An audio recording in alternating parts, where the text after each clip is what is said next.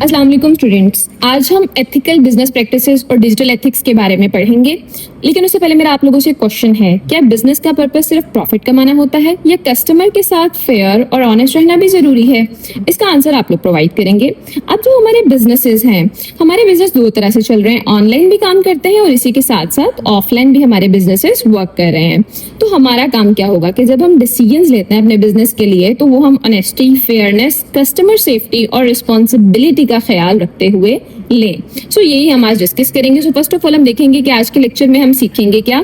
Business ethics को explain कर सकोगे आप इस लेक्चर के बाद। इसी के साथ साथ एथिकल और अनएथिकल डिसीजंस के दरमियान डिफरेंस समझ सकेंगे, कॉन्फ्लिक्ट ऑफ इंटरेस्ट को आइडेंटिफाई कर सकोगे, प्रॉफिट और कस्टमर वेलफेयर को बैलेंस करना समझेंगे। इसी के साथ साथ हम डिजिटल एथिक्स के रूल्स एक्सप्लेन कर सकेंगे और एट द एंड ऐसी एडवर्टाइजमेंट क्रिएट कर सकेंगे जो ट्रुथफुल और क्लियर हो।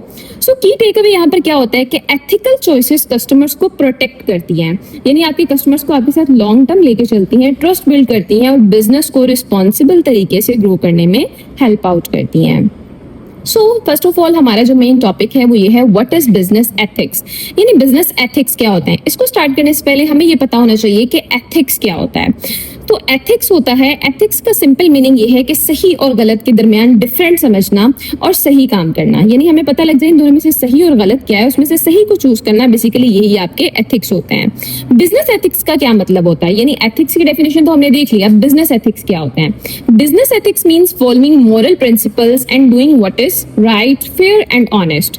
यानी अब जो हम डिसीजंस लेने जा रहे हैं, सबसे पहले कुछ बेसिक प्रिंसिपल्स होते हैं जिनको हमने फॉलो करना है कि हमारा जो भी डिसीजन हो वो फेयर हो, ऑनेस्ट हो, रिस्पॉन्सिबल हो। इसी के साथ साथ जो गवर्नमेंट के लॉज होते हैं, यानी उन लॉ को ये फॉलो कर रहा हो, कस्टमर के राइट्स को देख रहा हो, इसी के साथ साथ कस्टमर राइट्स जितने भी होते हैं उनकी रिस्पेक्ट भी करता हो हमारा बिजनेस।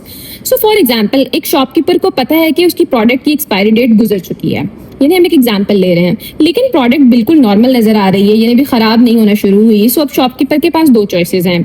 चॉइस नंबर 1 कि प्रोडक्ट को कस्टमर को सेल कर दे और पैसा कमा ले, यानी उसको बेचेगा और पैसा कमा लेगा। दूसरी चॉइस ये होती है कि प्रोडक्ट को रिमूव कर दे क्योंकि वो कस्टमर के लिए अनसेफ हो सकती है। एथिकल चॉइस क्या होगी? बेसिकली एथिकल चॉइस जो है वो हमारे पास दूसरी चॉइस होगी, क्योंकि कस्टमर की हेल्थ और सेफ्टी प्रॉफिट से ज्यादा इंपॉर्टेंट है उस पर्सन के लिए जो एथिकली अपने बिजनेस को लेके चलता है। सो इसमें कुछ पॉइंट्स हैं। First of all, right and fair होना चाहिए। बिजनेस डिसीजन ऐसे होने चाहिए जहां सब लोगों के साथ फेयरनेस और रिस्पेक्ट का बिहेवियर हो। नेक्स्ट पॉइंट आता है रिस्पेक्ट द लॉ, कि हमारा जो बिजनेस है, बिजनेस को गवर्नमेंट के rules, tax laws, employment laws और इसी के साथ साथ कंज्यूमर प्रोटेक्शन लॉज फॉलो करना चाहिए। नेक्स्ट थर्ड पॉइंट आता है कस्टमर राइट्स क्या होते हैं, यानी आप किस तरह से इनको लेकर चलोगे। उन्हें करेक्ट इन्फॉर्मेशन दी जाए, यानी आपके कस्टमर को आपने हमेशा करेक्ट इन्फॉर्मेशन देनी है, उनका पर्सनल डेटा प्रोटेक्ट किया जाए हमेशा, उन्हें सेफ प्रोडक्ट दी जाए, उनसे हिडन चार्जेस ना लिए जाए। लास्ट पॉइंट आता है बिल्ड ट्रस्ट। आप अपने कस्टमर का ट्रस्ट किस तरह से बिल्ड कर सकते हो। जब बिजनेस ऑनेस्टी के साथ काम करता है तो कस्टमर उस पर ट्रस्ट करते हैं और फ्यूचर में दोबारा उस बिजनेस से परचेज करते हैं, और यही तो मेन चीज हमें चाहिए अगर हम लॉन्ग टर्म बिजनेस को लेकर चलना चाहते हैं। बिजनेस एथिक्स का रिजल्ट सिर्फ अच्छी रेपुटेशन नहीं होता, ये कस्टमर लॉयल्टी और रिस्पॉन्सिबल ग्रोथ भी क्रिएट करता है। सो एथिकल बिजनेस प्रैक्टिसेस क्या होती हैं, अब यही तो हमारा मेन क्वेश्चन है। सो एथिकल बिजनेस प्रैक्टिसेस वो डेली एक्शंस और पॉलिसीज होती हैं जिनमें हम अपने बिजनेस में ऑनेस्टी, फेयरनेस और रिस्पॉन्सिबिलिटी शो कराते हैं। यानी ethical business practices build trust, ये आपका कस्टमर का ट्रस्ट बिल्ड करेंगी, हेल्प करेंगी आपके बिजनेस को ग्रो होने में in responsible way. When a business consistently acts with honesty and fairness, अगर आपको कोई बिजनेस है वो कॉन्स्टेंटली एक ही चेन को लेकर चल रहा है, फॉर एग्जांपल ऑनेस्टी के साथ काम करता है, फेयरनेस के साथ काम करता है, तो ये एक फाउंडेशन बना लेगा, ट्रस्ट बना लेगा अपने कस्टमर के साथ, एम्प्लॉयज के साथ, और इनकी कम्युनिटी आहिस्ता आहिस्ता वाइडर होती जाएगी। सो ये बेसिकली आपके लिए क्या बन जाएगा, रिस्पॉन्सिबल ग्रोथ का वे बन जाएगा, और यही बेसिकली एक चेन है। एथिकल प्रैक्टिसेस बिल्ड होगा आपका ट्रस्ट कस्टमर का, और इसी के साथ साथ रिस्पॉन्सिबल ग्रोथ आपकी इंक्रीज हो जाएगी। फॉर एग्जाम्पल, एक ऑनलाइन स्टोर है, कस्टमर को प्रोडक्ट की क्लियर पिक्चर्स, करेक्ट प्राइसेस और डिलीवरी चार्जेस पहले ही बता देता है। कस्टमर को कोई हिडन सरप्राइज नहीं मिलता, इस वजह से कस्टमर का ट्रस्ट जो है उसके ऊपर बिल्ड हो जाता है। वो फ्यूचर में भी उसी स्टोर से परचेज करेगा और अपने फ्रेंड्स को भी रिकमेंड करेगा। लेकिन उसी का अगर हम दूसरी साइड देखते हैं, स्टोर एडवर्टाइजमेंट में प्राइस 1000 शो करे और चेकआउट के वक्त आपको 500 हिडन चार्जेस ऐड कर दे, तो कस्टमर का ट्रस्ट क्या होता है, ब्रेक हो जाता है। याद रखें, एथिक्स सिर्फ मॉरल रिस्पॉन्सिबिलिटी नहीं होती, ethics are not just moral properties, बल्कि ये आपके लिए क्या होता है, एथिक्स एक स्मार्ट बिजनेस स्ट्रेटेजी भी होती है। एक अनएथिकल बिजनेस शॉर्ट टर्म में आपको प्रॉफिट तो कमा के दे सकता है, लेकिन एथिकल बिजनेस लॉन्ग टर्म तक आपको स्टेबल और सक्सेसफुल बिजनेस में हेल्प आउट करता है। नेक्स्ट जो हमारा मेन पॉइंट आता है वो एथिकल डिसीजन मेकिंग है, यानी हम एथिकली डिसीजन मेकिंग किस तरह से कर सकते हैं अपने बिजनेस के लिए। सो फर्स्ट ऑफ ऑल इसकी डेफिनेशन है, ethical decision making means making choices in business that are fair, honest, यानी आपने इस तरह के डिसीजन लेने हैं जो फेयर हो, ऑनेस्ट हो और रिस्पॉन्सिबल हो। बिजनेस में ऐसे डिसीजंस लें जिनमें आपके पास आपके डिसीजन जो है फेयर भी हो, ऑनेस्ट भी हो, रिस्पॉन्सिबल भी हो, चाहे अनएथिकल ऑप्शन ज्यादा इजी या प्रॉफिटेबल क्यों ना नजर आ रहा हो। इमेजिन करें कि कंपनी के प्रोडक्ट में माइनर सेफ्टी इशू आ जाता है, यानी छोटा सा एक इशू आता है। कंपनी के पास दो पाथ्स हैं, इजी पाथ यानी दो पाथ होते हैं, एक इजी पाथ होता है, एक राइट पाथ होता है। इजी पाथ क्या है कि प्रॉब्लम को हाइड कर दे और प्रोडक्ट मार्केट में सेल करती रहे, क्विक प्रॉफिट तो आपको आता रहेगा, लेकिन कस्टमर को इशू के बारे में भी नहीं बताया आपने। ये शॉर्ट टर्म गेन है, जब उन्हें इशू के बारे में पता लगेगा वो क्या करेंगे, अपने फ्रेंड्स को भी बताएंगे कि ये बिजनेस जो है वो फ्रॉड है, ठीक नहीं है, और आपकी ग्रोथ वहीं पर फ्लॉप हो जाएगी, रुक जाएगी। नेक्स्ट आता है राइट पाथ। प्रोडक्ट की सेल टेम्पररी स्टॉप तो कर देता है, वो कस्टमर को इशू के बारे में इन्फॉर्म करता है कि भाई ये जो हमारी प्रोडक्ट है इसके अंदर ये इशू आ रहा है। सो प्रोडक्ट को वो क्या करेंगे, रिपेयर करेंगे या रिप्लेस करके देंगे, सेफ्टी प्रॉब्लम्स को सॉल्व कर देंगे। इस डिसीजन की वजह से कंपनी को इनिशियली लॉस तो हो सकता है, लेकिन कस्टमर का ट्रस्ट जो है उसके ऊपर इंक्रीज हो जाता है। एथिकल डिसीजन मेकिंग हमेशा इजीएस्ट पाथ नहीं होता, ये हमेशा याद रखिएगा, लेकिन ये बिजनेस की इंटेग्रिटी को, रेपुटेशन को और लॉन्ग टर्म सक्सेस को प्रोटेक्ट करता है। सो ये आप पे डिपेंड करता है कि आप इजी पाथ लेना चाहते हो और उसके साथ साथ ही जल्दी आपका काम खत्म हो जाएगा, या फिर आप राइट पाथ लेना चाहते हो। Next, ethical decision making matter ही क्यों करता है, व्हाई मैटर्स। सो ये बेसिकली आपका एक शॉर्ट क्वेश्चन भी है और ये टॉपिक आपका कंप्लीट एक लॉन्ग क्वेश्चन है। तो यही पाथ हमने डिस्कस किया कि आपके पास क्या होता है, हमेशा इजीएस्ट पाथ नहीं होगा ये आपके लिए, लेकिन ये आपके सिस्टम में इंटेग्रिटी को, लॉयल कस्टमर्स लेकर आएगा और मेंटेन करेगा एक पॉजिटिव इमेज आपके बिजनेस की सोसाइटी के अंदर। अब क्वेश्चन ये है कि एथिकल डिसीजन मेकिंग इतनी इंपॉर्टेंट है क्यों। इसके कुछ इंपॉर्टेंट बेनिफिट्स हैं जिसकी वजह से ये इंपॉर्टेंट होती है। सबसे पहला पॉइंट है फेयरनेस। फेयरनेस का मतलब क्या होता है, हर कस्टमर, एम्प्लॉय और सप्लायर के साथ इक्वल और फेयर बिहेवियर होता है, यानी कोई ऐसा नहीं होता किसी के साथ कुछ बिहेवियर आपका और किसी के साथ कुछ बिहेवियर है। सेकंड पॉइंट आता है ऑनेस्टी। बिजनेस कस्टमर्स को करेक्ट इन्फॉर्मेशन प्रोवाइड करता है। थर्ड आ जाता है रिस्पॉन्सिबिलिटी। बिजनेस अपने डिसीजंस और मिस्टेक्स की रिस्पॉन्सिबिलिटी को एक्सेप्ट करता है। फोर्थ पॉइंट आता है ट्रस्ट। कस्टमर बिजनेस पर बिलीव करते हैं। इंटेग्रिटी, बिजनेस प्रेशर या डिफिकल्ट सिचुएशन में भी अपने प्रिंसिपल्स नहीं छोड़ता, यानी अगर वो पहले हाई क्वालिटी की प्रोडक्ट्स यूज कर रहा था तो अब भी वो हाई क्वालिटी की प्रोडक्ट्स को ही यूज करेगा आपके लिए एक स्पेसिफिक प्रोडक्ट लाने के लिए। नेक्स्ट आता है 6 point, customer loyalty. Satisfied customer repeatedly business से प्रोडक्ट परचेज करते हैं, यानी अगर फॉर एग्जांपल हम ही हैं, अगर हमें किसी भी बिजनेस की कोई प्रोडक्ट पसंद आ जाती है तो अगर हम हमेशा क्या करते हैं, उसी प्रोडक्ट को अगेन एंड अगेन ऑर्डर करते हैं जब तक कि वो अपनी इंटेग्रिटी को कायम रखता है। Last point is positive image. Society में बिजनेस की रेपुटेशन अच्छी होती है, एक पॉजिटिव इमेज होता है हमारे बिजनेस का। एग्जाम्पल के तौर पर अगर एक कंपनी अपनी मिस्टेक्स एक्सेप्ट करे, कस्टमर्स को रिप्लेसमेंट देती है, तो कस्टमर अब कंपनी से नाराज होने की बजाय उसकी ऑनेस्टी को अप्रिशिएट कर सकता है। लेकिन अगर कंपनी क्लियरली अपनी मिस्टेक के बावजूद कस्टमर को ब्लेम करे तो कस्टमर का ट्रस्ट परमानेंटली ब्रेक भी हो सकता है। नेक्स्ट पॉइंट आता है कॉन्फ्लिक्ट ऑफ इंटरेस्ट। अब इसका क्या मतलब होता है, अब हम एक इंपॉर्टेंट कॉन्सेप्ट डिस्कस करने जा रहे हैं कि कॉन्फ्लिक्ट ऑफ इंटरेस्ट तब होता है जब किसी पर्सन का पर्सनल बेनिफिट, रिलेशनशिप, यानी आप अपने पर्सनल बेनिफिट को या रिलेशनशिप को या उसका जो इंटरेस्ट है ना उसके पर्सनल डिसीजंस को इफेक्ट कर देता है। यानी आप क्या करते हो, अपने बिजनेस का डिसीजन बिजनेस के तौर पे नहीं बल्कि अपने पर्सनल रिलेशन या पर्सनल बेनिफिट की बिना पर ले रहे होते हो, तो ये आपको हमेशा हार्म करता है। इस प्रोसेस को हम इस तरह समझ सकते हैं कि इसके 3 मेन पॉइंट्स होते हैं। पर्सनल बेनिफिट देखते हैं, पॉसिबल ब्याज देखते हैं, अनफेयर डिसीजन ले लेते हैं। जब भी कोई भी पर्सन हो वो अपने रिलेशनशिप या बेनिफिट्स को इन्फ्लुएंस कर देता है अपने बिजनेस के डिसीजन में, तो रिजल्ट हमेशा अनफेयर ही होता है। फॉर एग्जाम्पल, एक मैनेजर को 2 सप्लायर्स में से एक सिलेक्ट करना है। एक सप्लायर बहुत अच्छी प्रोडक्ट लेके आ रहा है, रीजनेबल प्राइस भी प्रोवाइड कर रहा है। सप्लायर बी जो है वो उसका एक अच्छा दोस्त है, तो वो क्या करेगा, अच्छे दोस्त को प्रेफरेंस देता है बजाय इसके कि वो एक रीजनेबल प्राइस में प्रोडक्ट ले और उसको आगे सेल करके प्रॉफिट ले सके। तो मैनेजर ने कंपनी की बेनिफिट की बजाय क्या किया, अपने पर्सनल रिलेशनशिप को प्रायोरिटी दी। तो ये कॉन्फ्लिक्ट की वजह हो सकती है और यही मेन टॉपिक आज हम डिस्कस करें। अब होगा क्या, अनफेयर डिसीजंस होते हैं, स्किल्ड लोगों को अपॉर्चुनिटी नहीं मिलती, कंपनी को फाइनेंशियली लॉस हो सकता है, एम्प्लॉयज और कस्टमर्स का ट्रस्ट ब्रेक हो जाता है। कॉन्फ्लिक्ट ऑफ इंटरेस्ट को रिकॉग्नाइज करना एथिकल स्टैंडर्ड्स मेंटेन करने का पहला स्टेप है। अब इसी में हमारी बुक में एक एग्जांपल दी गई है जो कि है हायरिंग डिसीजन।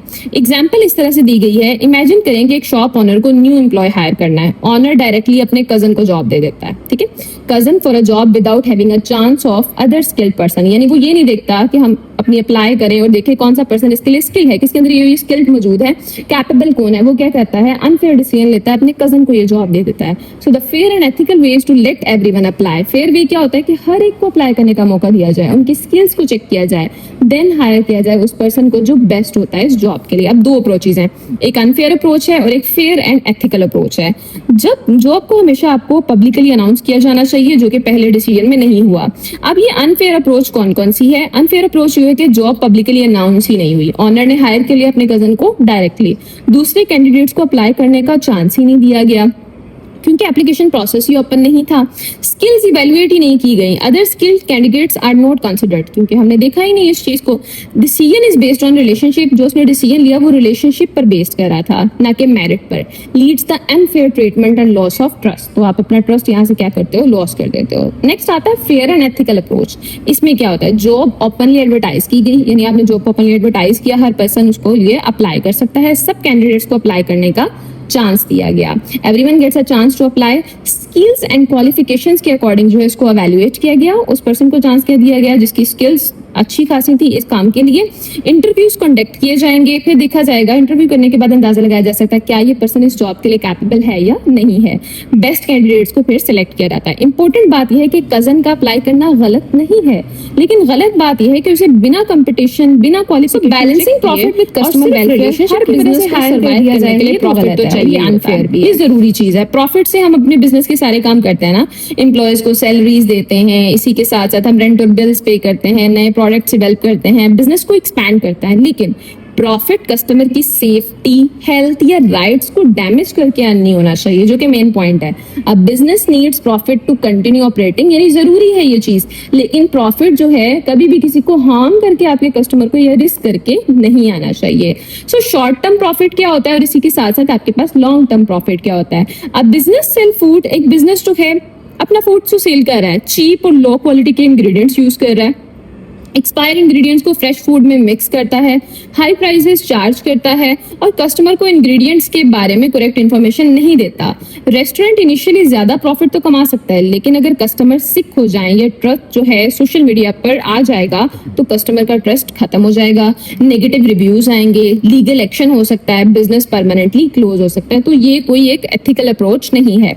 इसी के साथ साथ अगर हम लॉन्ग टर्म कस्टमर ट्रस्ट लेना चाहते हैं, हम सेफ इंग्रेडिएंट्स का यूज करेंगे। An ethical business charge fair price, और वो फेयर प्राइस चार्ज करता है। फेयर प्राइस चार्ज करेंगे, करेक्ट इन्फॉर्मेशन प्रोवाइड करेंगे, हमेशा अच्छी प्रोडक्ट्स भी यूज करें और इन्फॉर्मेशन हमेशा करेक्ट देंगे। फॉर एग्जांपल कि अगर हम बता रहे हैं कि ये चीजें हम ऐड करें तो हम वही चीजों को ऐड करेंगे। कस्टमर कंप्लेंट्स को सीरियसली लेंगे हम। इस तरह के बिजनेस शायद हर प्रोडक्ट पर मैक्सिमम प्रॉफिट अर्न ना करे, लेकिन long term customer loyalty earn कर सकता है। प्रॉफिट जरूरी है, लेकिन प्रॉफिट कस्टमर को हार्म करके अर्न नहीं होना चाहिए। नेक्स्ट जो हमारा मेन पॉइंट है वो है डिजिटल एथिक्स। यानी डिजिटल एथिक्स क्या होते हैं? सो डिजिटल एथिक्स का सिंपल मीनिंग ये है कि internet, social media, websites, applications और डिजिटल टूल्स को रिस्पॉन्सिबल और रिस्पेक्टफुल तरीके से यूज करना। उसमें सबसे पहले आता है कस्टमर की इंफॉर्मेशन। यानी आप क्या करोगे, बिजनेस के पास कस्टमर की पर्सनल इंफॉर्मेशन होती है, उसका name, phone number, email address, home का address, payment details, purchases history. तो उसको चाहिए कि बिजनेस की रिस्पॉन्सिबिलिटी होती है कि ये इन्फॉर्मेशन सिक्योर रखे। कस्टमर डेटा को बिना उसकी परमिशन के किसी दूसरी कंपनी को उसको प्रोवाइड नहीं करना चाहिए, क्योंकि ये अनएथिकल है।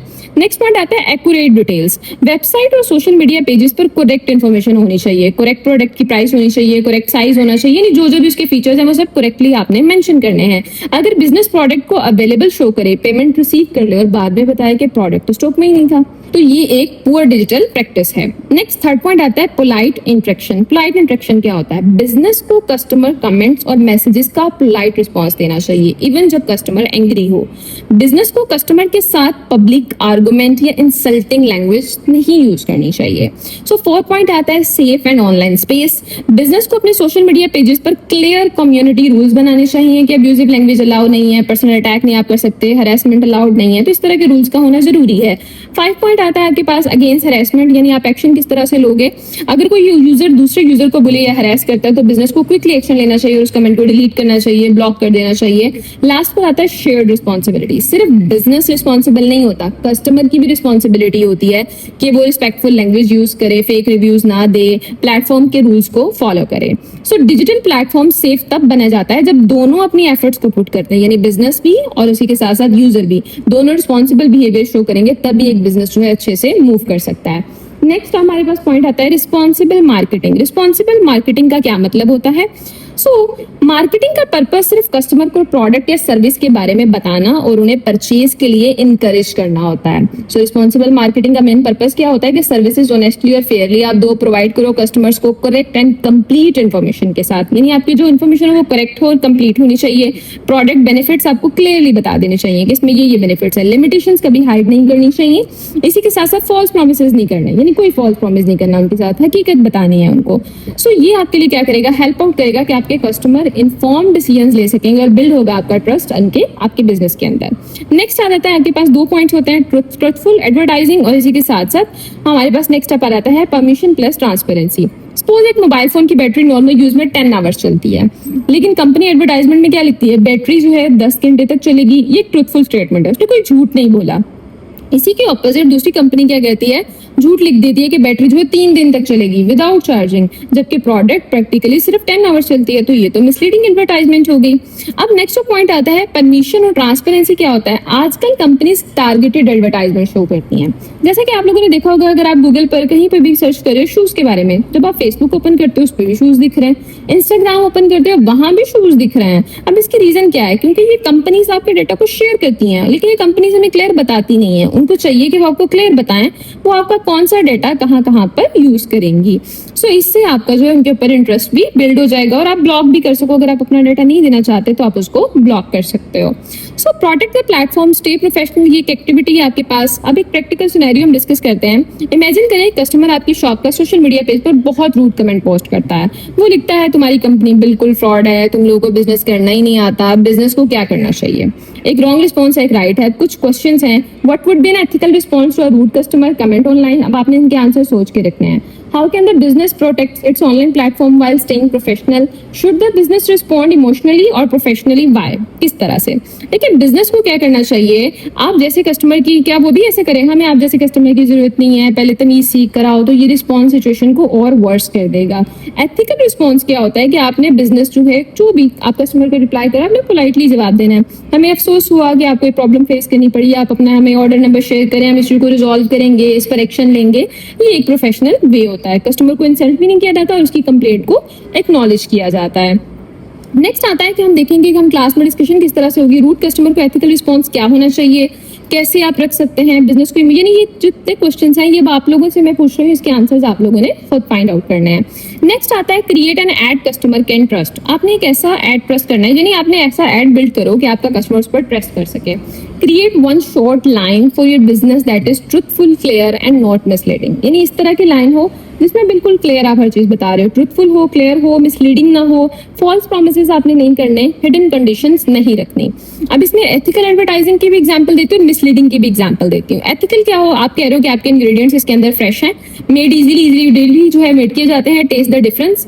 उसी के साथ साथ आप अफोर्डेबल प्राइसेस रखते हो, ऑनेस्ट क्वालिटी होती है आपकी, कोई हिडन चार्जेस आप नहीं देते। सर्विंग और कम्युनिटी विद केयर सिंस 2015 से। अब ये आपके क्या है, आपने वैलिड एक एथिकल रिस्पॉन्स उनको दिया है, कोई फेक आपने जो एडवर्टाइजमेंट इसमें नहीं की। जैसे कि ये करें, best product in the world, only $9.99, lost 20 LBS in 2 days। तो ये एक अनरियलिस्टिक प्रॉमिस कर रहे हो, झूठ बोल रहे हो, जो कि एक अच्छी बात नहीं है, अनएथिकल है। एक्टिविटी नेक्स्ट हमारी थर्ड एक्टिविटी आती है जिसको हम डिस्कस करते हैं, group discussion and class watch. यानी लास्ट पॉइंट ये आएगा, अब हम अपनी क्लास को ग्रुप्स में डिवाइड कर देंगे। तो हम कहेंगे कि सोशल मीडिया सिनेरियो का रिस्पॉन्स प्रिपेयर करेगा, एक ग्रुप ये करेगा, एक एथिकल एडवर्टाइजमेंट क्रिएट करेंगे और एट द एंड अपने आंसर्स की रीजन एक्सप्लेन करेंगे कि उन्होंने किस तरह से किया। तो फिर हम क्लास डिस्कस करेगी कि ग्रुप का रिस्पॉन्स क्या होगा, क्या सब फेयर था, क्या सब ऑनेस्ट था, क्या सब रिस्पॉन्सिबल थे, कस्टमर का ट्रस्ट बिल्ड किस तरह से किया जा सकता है।